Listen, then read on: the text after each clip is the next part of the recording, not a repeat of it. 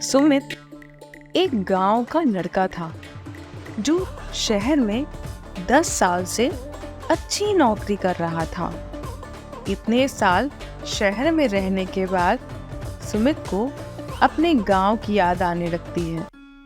वहाँ के हरे खेत, मिट्टी के घर, ताज़ी हवा और अपने बूढ़े पिता के बारे में सोचने लगता है। सुमित शहर को छोड़ गांव में रहने का मन बना लेता है। गांव जाने से पहले सुमित पहाड़ों की रानी मसूरी जाता है। मसूरी घूमते घूमते रास्ते में उसे एक बूढ़ी औरत मिलती है। क्या हुआ है आपको? मैं कुछ मदद कर दूं? बेटा, मुझसे चला नहीं जा रहा। मेरा घर पास नहीं है, मुझे पहुंचा दो। चलिए, मैं आपको पहुंचा देता हूँ। सुमित बूढ़ी औरत को घर पहुंचा देता है। बेटा, तुम्हारा बहुत बहुत धन्यवाद। तुमने मुझे जैसी बूढ़ी औरत की मदद की। अरे, आप तो मेरी माँ जैसी हैं। धन्यवाद मत बोलिए। बूढ़ी औरत अपने छोटे से संदूक से एक पैकेट निकाल कर देती है। बेटा, ये लो, ये एक जादुई मसाला है।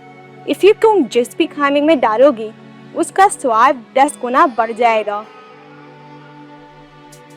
सुमित मसाला लेकर गांव चला जाता है।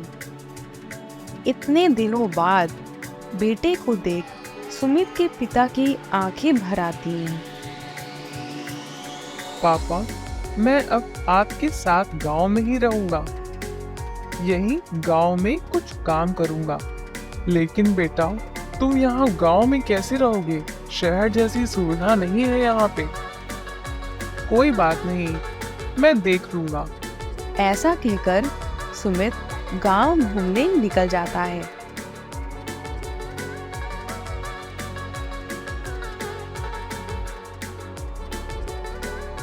वापस आकर सुमित अपने पिता से बोलता है। पापा, हमारे पास तो 2 खेत थे। दूसरे खेत पे तो कोई फसल दिखाई नहीं दे रही और पहला खेत तो काफी छोटा है। सुमित की बात सुनकर उसके पिता थोड़ी देर शांत रहते हैं और फिर बोलते हैं। तुम्हें तो पता ही है, तुम्हारी माँ को गुजरे कितने साल हो गए।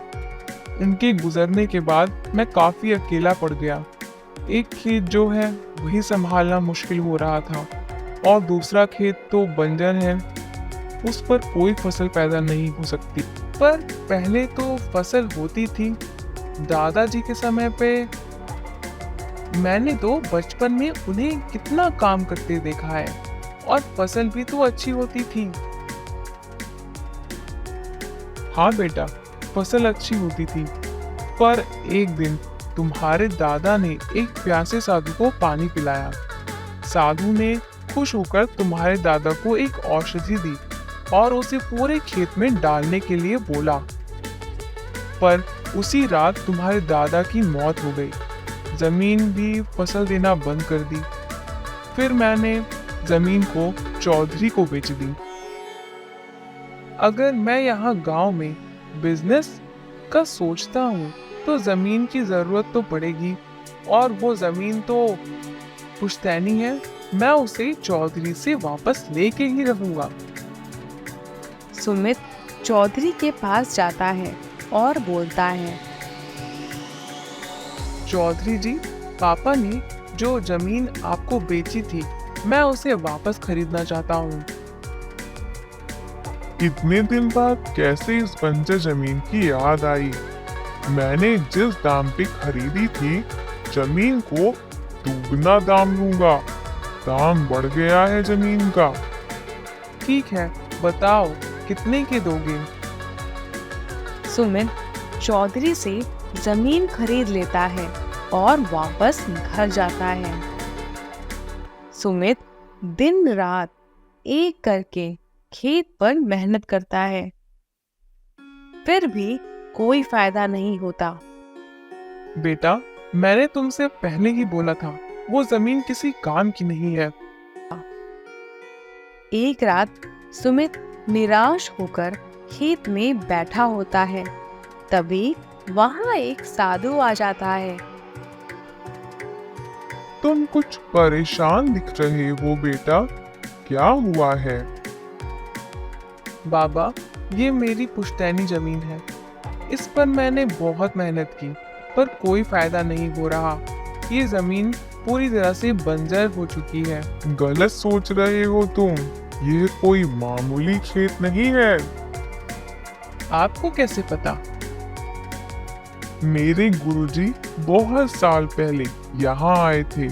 उन्होंने मुझे बताया था कैसे एक आदमी ने उन्हें पानी पिलाया। उसके बदले गुरुजी ने उसे एक औषधि दी, जिससे यह खेत जादुई हो गया। इस पर बीज नहीं डालना है। बीज की जगह जो भी वस्तु या भोजन आदि डालोगे, उसी का खेत बन जाएगा ये। ऐसा बोल साधु चला जाता है। पहले साधु की बात पर विश्वास नहीं होता, लेकिन फिर वो सच्चाई जानने के लिए बूढ़ी औरत जो मसाला दी थी उसी को पूरे खेत में डाल देता है और घर चला जाता है। सुबह जब सुमित और उसके पिता खेत पर जाते हैं तो उनकी आंखें फटी की फटी रह जाती हैं, क्योंकि पूरे खेत में मसाले लगे होते हैं। सुमित अब पूरे मसाले तोड़कर दुकान लगाता है। कुछ ही देर में सारे मसाले बिक जाते हैं। वह अपने गांव के अलावा आसपास के गांव में भी मसाले के लिए प्रसिद्ध हो जाता है।